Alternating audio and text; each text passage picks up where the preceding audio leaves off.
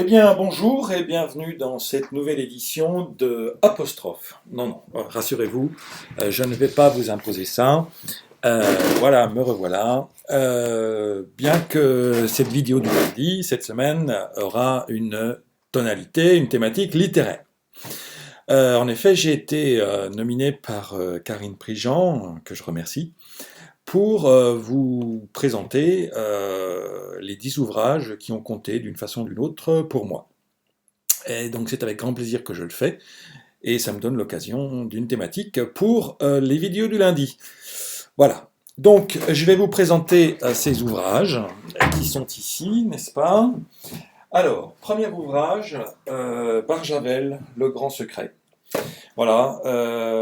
Merci à mon professeur de français qui nous a, en troisième, permis de prendre connaissance de Barjavel, cet auteur pas excessivement connu, mais au style particulièrement enrichissant et soigné. Et voilà, premier contact avec on va dire, la vraie littérature française.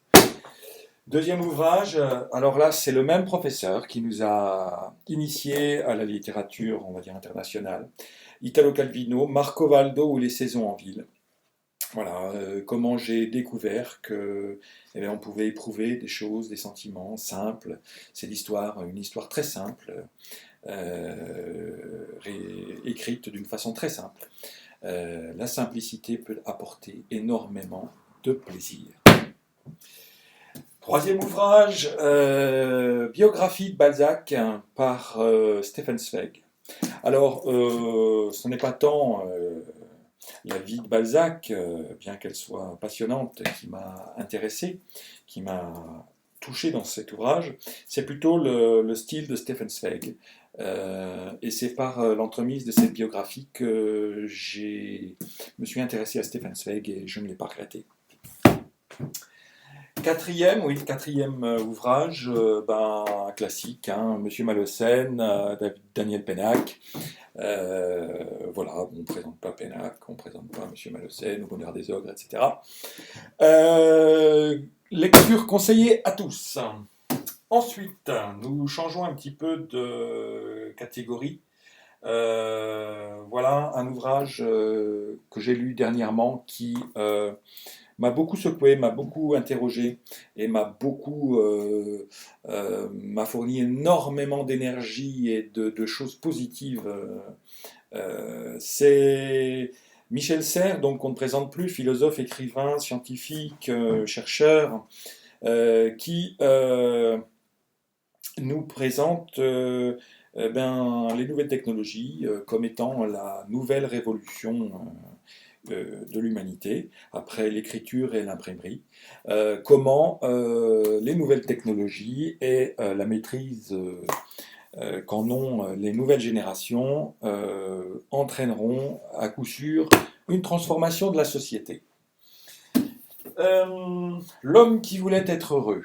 Eh bien, un ouvrage très simple, qui se lit très très vite, de quelques chapitres, qui aborde les questions essentielles du bonheur, un thème qui m'est cher.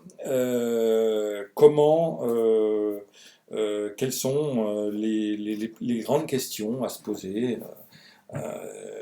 pour savoir si on veut être heureux, comment on peut être heureux, comment on peut améliorer sa vie de tous les jours. Voilà.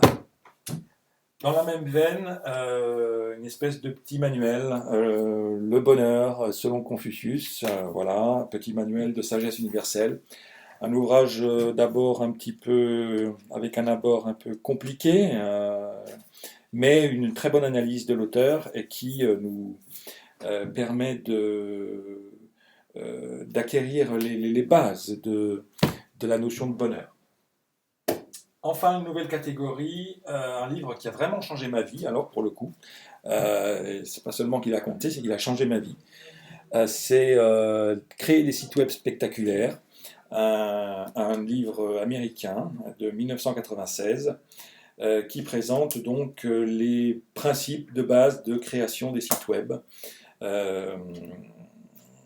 C'est ce qui a décidé de mon changement professionnel en 1999 pour créer ma société qui développe des sites web et des outils en ligne. Voilà, 1996, on parlait alors de sites web de troisième génération. Je dois avouer que 20 ans plus tard, on n'a pas énormément évolué sur ce sujet. Et enfin, la littérature, c'est aussi la BD. Voilà, donc BD d'actualité, on va dire. BD, voilà. La face cachée de Sarkozy, un ouvrage fort intéressant, dont je conseille la lecture à tout le monde, surtout en cette période où le dénommé Sarkozy revient sur la scène politique, sans jamais l'avoir vraiment quitté d'ailleurs. Et puis, la base de la base, les rubriques à braque de Gottlieb. C'est grâce à ça que j'ai pénétré, on va dire, l'univers de la BD, la BD, la vraie. Voilà. Eh bien, écoutez, je vous remercie de votre attention, et puis je vous souhaite une bonne semaine avec des livres. À lundi!